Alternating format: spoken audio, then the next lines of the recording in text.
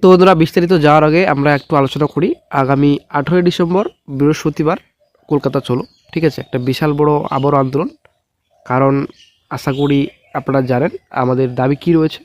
এক্সপিরিয়েন্সের 10 নম্বর বাতিল করতে হবে, তারপর আপ টু ডেট শূন্যপদ বৃদ্ধি করতে হবে। তো বন্ধুরা, আশা করি আপনারা জানেন শূন্যপদ না বাড়ি কিন্তু কমে যাচ্ছে, এটাই হচ্ছে মেন সমস্যা। সেকেন্ড এসএলএসটি ওএমআর প্রকাশ করতে হবে। তো এ কয়েকটি দাবি নিয়ে কলকাতায় আন্দোলন, ঠিক আছে? তো এর আগেও আন্দোলন করা হয়েছিল, যদিও এই বিষয়ে মামলাও দায়ের করা হয়েছে কলকাতা হাইকোর্টে। তো ফ্রেশার চাকরি প্রার্থীরা বলছেন যে এই যে 11-12 আশা করি আপনারা জানেন 60-তে 60 পেয়েও কিন্তু কাট অফ ক্লিয়ার করতে পারেন, ঠিক আছে? এটাই হচ্ছে সমস্যা মেন। তো এদিকে এক্সপ্রেস নম্বর যেটা 10 নম্বর দেওয়া হচ্ছে সেটা কিন্তু বাতিল করতে হবে। তো এই 10 নম্বর দেওয়ার পরে কিন্তু সবথেকে বেশি সমস্যা ইন্টারভিউ আগে, তো এটা কিন্তু বাতিল করতে হবে। ভ্যাকান্সি বাড়াতে হবে, 1 লক্ষ শূন্যপদের দাবি জানাচ্ছেন ফ্রেশার চাকরি প্রার্থীরা, কিন্তু ভ্যাকান্সি না বেড়ে কমে যাচ্ছে, এটাই হচ্ছে সমস্যা। তো অবশ্যই যারা কাছাকাছি রয়েছেন 18ই ডিসেম্বর বৃহস্পতিবার অবশ্যই আপনারা আন্দোলনে হাজির হবেন। আপনারা শিখতে পাচ্ছেন the West Bengal school service commission. তো আশা করি আপনারা জানেন বর্তমানে ডিবি চলছে, ঠিক আছে? তো ডকুমেন্ট ভেরিফিকেশন হওয়ার পর কতজন ক্যান্ডিডেটসের নাম বাদ গেছে, এখানে সম্পূর্ণ ক্যান্ডিডেটসের নাম রয়েছে, ঠিক আছে? তো এখানে সাবজেক্ট রয়েছে, মিডিয়াম রয়েছে, ভেরিফিকেশনের ডেট রয়েছে 4/12/25, এখানে সময় দেওয়া রয়েছে ক্লাস 11-12।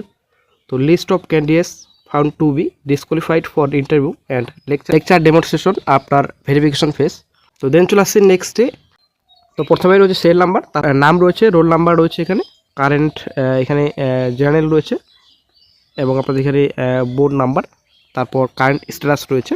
কিসের জন্য ডিসকোয়ালিফাইড করা হয়েছে এখানে কারেন্ট স্ট্যাটাস দিয়ে দেওয়া হয়েছে।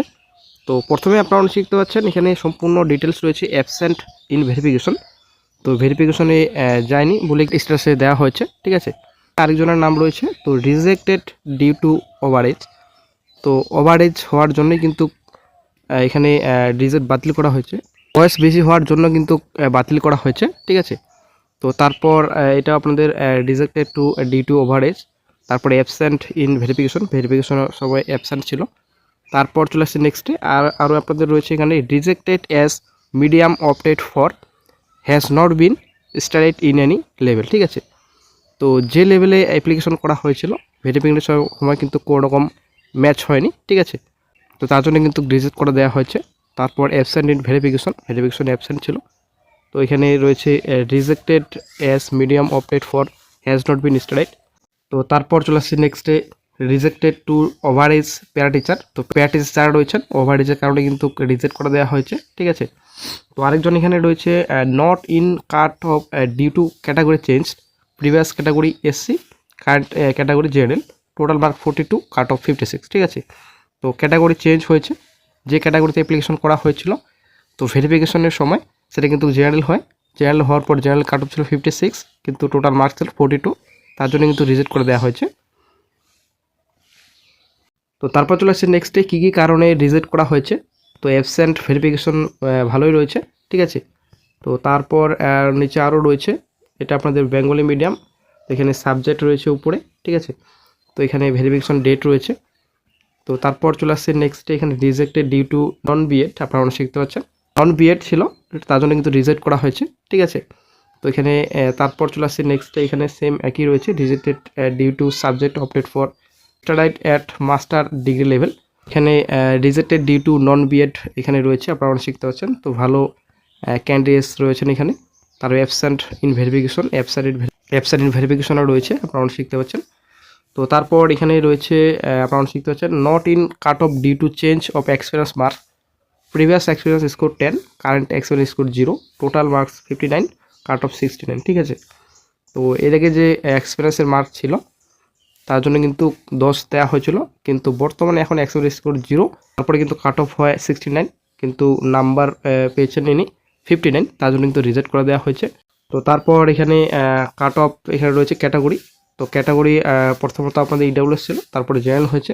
অ্যাকচুয়ালি যখন ইডাব্লিউএস ক্যাটাগরিতে ছিল তখন কাট অফ ক্লিয়ার হয়েছিল, কিন্তু জেনারেল ক্যাটাগরিতে আসার পর কাট অফ কিন্তু ক্লিয়ার হয়নি, ঠিক আছে? 64 কাট অফ জেনারেলে, কিন্তু নাম্বার পেয়েছেন ইনি 40, তার জন্য কিন্তু রিজেক্ট করে দেওয়া হয়েছে।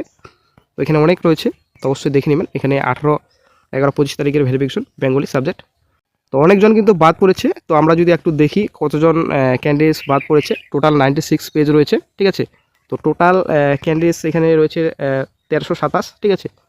1327 টোটাল ক্যান্ডিডেটস বাদ পড়েছেন এখানে ডিবিতে, ঠিক আছে। তো ফ্রেশারদের অনেকটাই সুযোগ হতে পারে এবার, যেহেতু 1327 ক্যান্ডিডেটস বাদ পড়লো ডিবি লিস্টে, ঠিক আছে। তো যেহেতু বাতিল করা হয়েছে, হয়তো ফ্রেশার চাকরি প্রার্থী এখানে সুযোগ পেতে পারেন। 60তে 60 পেয়েও কিন্তু কাট অফ ক্লিয়ার করতে পারেনি ফ্রেশার চাকরি প্রার্থীরা, এটাই কিন্তু অবজেকশন রয়েছে সকল ফ্রেশার চাকরি প্রার্থীদের। তো এইবার হয়তো সুযোগ পেতে পারেন। তো একাদশ দ্বাদশে 1327 জনের নথি ভুয়ো এসএসসি। 9-10-এ ভেরিফিকেশনে বাদ 2700 যোগ্য চাকরিহারা। তো এখানে ডিটেলস বলা হয়েছে। তো আপনারা যদি রিড করতে চান রিড করে নেবেন। তো আমরা একটু সংক্ষেপে আলোচনা করছি। তো এসএসসির চলতি নিয়োগ প্রক্রিয়ায় কল ফর ভেরিফিকেশনের তালিকায় একাদশ দ্বাদশের তুলনায় নবম দশম শ্রেণী স্তরে অনেক বেশি যোগ্য চাকরিহারা শিক্ষক শিক্ষিকা বাদ পড়লেন। ফলে যোগ্যদের মধ্যে প্রবল হতাশা তৈরি হয়েছে। সূত্রের খবর, স্কুল সার্ভিস কমিশন শুক্রবার রাতে ইন্টারভিউ আগে নথি যাচাই ভেরিফিকেশন যে তালিকা প্রকাশ করেছে, তাতে 2016 যোগ্য 2700 শিক্ষক শিক্ষিকার নাম নেই।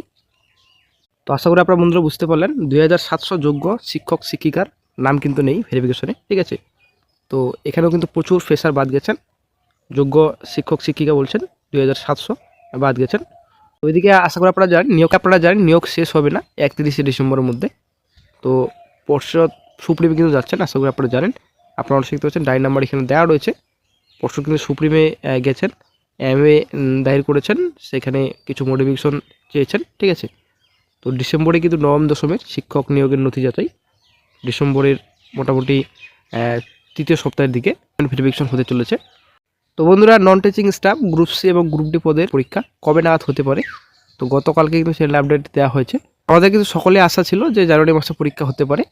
তো বর্তমানে আপডেট একটা উঠে আসছে এসএসসি সূত্রের খবর। তো এসএসসি থেকে বলা হচ্ছে যে ফেব্রুয়ারির মিডলে, ঠিক আছে, ফেব্রুয়ারির দ্বিতীয় সপ্তাহের পর পরীক্ষা হতে পারে, এমনটাই কিন্তু আপডেট দেওয়া হয়েছে এসএসসি থেকে। তো আবেদন কত জমা পড়েছে এটা তো আশা করি আপনারা জানেন, গতকালই চ্যানেল আপডেট দেওয়া হয়েছিল। 18 লক্ষেরও বেশি কিন্তু আবেদন জমা পড়েছে সিডি পোস্টে, ঠিক আছে। তো 2016 নিয়োগের তুলনামূলকভাবে কম আবেদন জমা পড়েছে এবারে। তো ফেব্রুয়ারি মাসের দ্বিতীয় সপ্তাহের পর সিডি এক্সামিনেশন হওয়ার অনেকটাই সম্ভাবনা রয়েছে। তবে পৃথকভাবে এক্সামিনেশন হবে, আশা করি আপনারা জানেন। তো সি পোস্টে আলাদা দিনের পরীক্ষা এবং ডি পোস্টে আলাদা দিনের পরীক্ষা হবে। তো যেমনটা এর আগেও হয়েছিল সেম একই কিন্তু এবারও হবে। তো এদিকে বন্ধুরা, এসএসসি সেকেন্ড এসএলএসটি মামলার খবর তো আশা করি আপনারা জানেন। এখন কিন্তু ওয়েটিং চাকরি প্রার্থীরাও ইন্টারভিউতে ডাক পাবেন, এমনটাই কিন্তু নির্দেশ দিয়েছেন বিচারপতি অমৃতা সিনহা। এদিকে এক্সপিরিয়েন্সের নাম্বার তো আশা করি আপনারা জানেন, এক্সপিরিয়েন্সের 10 নম্বর যে মামলা চলছে, তো সেটা বাতিল হবে নাকি থাকবে সেটাই হচ্ছে ব্যাপার। যদি বাতিল হয় তো বিশাল বড় সমস্যা ফেস করবে কমিশন।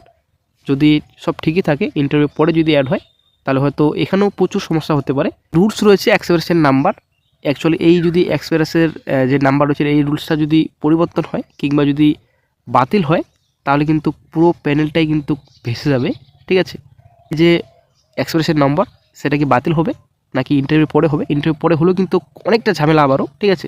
এদিকে সুপ্রিমের নির্দেশ 31শে ডিসেম্বরের মধ্যে নিয়োগ প্রসেস কমপ্লিট করতে হবে। আর এদিকে মামলার পর মামলা কলকাতা হাইকোর্টে, কমিশন তার জন্য কিন্তু সুপ্রিমে দ্বারস্থ হয়েছেন, এমএ ফাইল করেছেন কিছু মডিফিকেশন চেয়ে, যে কয়েক মাস আরও বৃদ্ধি করা হোক সময়সীমা। এই যে 31শে ডিসেম্বর একটা সময় দেওয়া হয়েছে, আরও বৃদ্ধি করা হোক, এই জন্য কিন্তু এমএ ফাইল করেছেন। তো দেখা যাক কি ভবিষ্যতে আপডেট পাওয়া যায়। যখন নতুন আপডেট পাওয়া যাবে সমস্ত আপডেট দিয়ে দেওয়া হবে।